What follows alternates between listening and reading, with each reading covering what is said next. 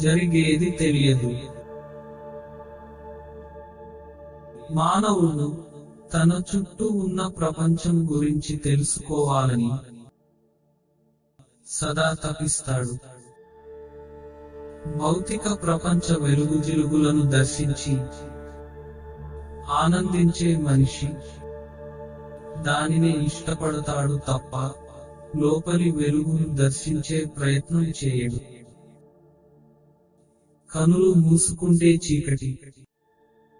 ఆ చీకట్లోనే మనిషిలో వెలుగును దర్శించవలసి ఉంటుంది. అది ధ్యాన సమయంలో మనకు తెలిసిన ధ్యానమే. అలనాటి ఋషి పుంగవులు ఆచరించిన తపస్సు. ప్రపంచంలో జరగబోయేదేది మనిషికి ముందుగా తెలియదు. వద్దన్న దిక్కుకు వెళ్ళి అవస్థలు పడ్డ రాకుమారుడి కథలు మన చిన్నతనంలో చదివాం. భవిష్యత్తులో ఏదో జరుగుతుంది. అది అనుకూలంగానా లేక ప్రతికూలంగానా తెలుసుకోవాలని గ్రహాల కదలికల ద్వారా భవిష్యద్దర్శనం చేయాలని ఆరాటపడతాడు మనిషి. అయినా అతడి భయాలు తొలగవు. మరుక్షణంలో జరగబోయే అతి చిన్న విషయము మనిషికి అగోచరమే. వడ్డించిన విస్తరిలా గతం మనోనేత్రం ముందు స్పష్టంగా కదలాడుతుండగా మరుక్షణం జరగబోయే భవిష్య ఘటన తెలియకపోవడం సృష్టి విలాసం. వర్తమానాన్ని గుర్తించి ప్రాధాన్యం ఇవ్వడంలో మనిషి ఎల్లప్పుడూ వెనుకబడతాడు. ఈ సృష్టి అంతా భగవంతుడి విశ్వ ప్రణాళికలో భాగంగా నడుస్తూ ఉంటుంది. సమూహంతో పాటు వ్యక్తిగత భవిత సైతం ఆ దివ్య గణనలో భాగంగానే సాగుతుంది. మనం ఎన్ని ప్రణాళికలు వేసుకొని ముందుకు సాగినా అవి భగవంతుడి నిర్ణయం మేరకే జరుగుతాయి.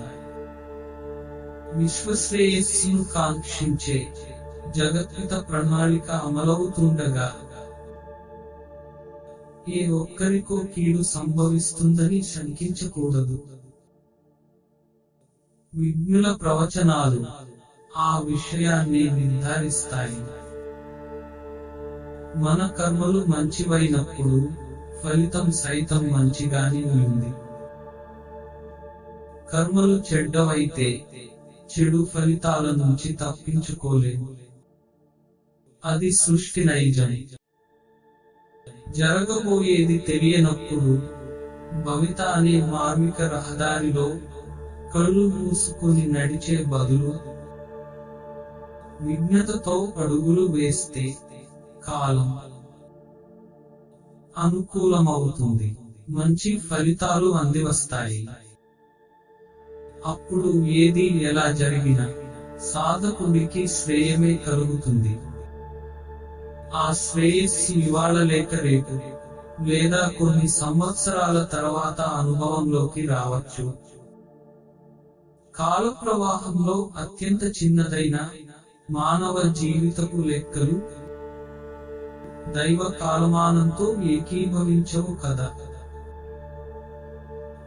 జరిగేది తెలియదు కనుక మంచి కర్మలకు మంచి ఫలితాలు ఉంటాయని విశ్వసించి సత్కర్మలు ఆచరించాలి.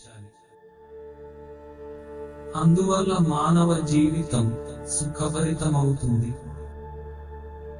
అప్పుడు అందరికీ సద్గతే. ప్రతి సాధకుడు ముక్తి కోసం ప్రయత్నించాలని పవిత్ర గీతా గ్రంథం చెబుతుంది. ఆ గమ్యానికి చేరుకోవడం అందరి లక్ష్యం కావాలి.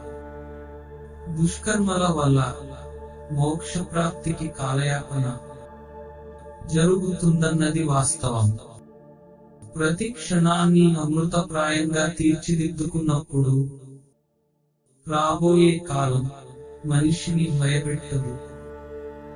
జరగబోయేది తెలియకపోయినా సాధకుడికి నష్టమేమీ జరగదు.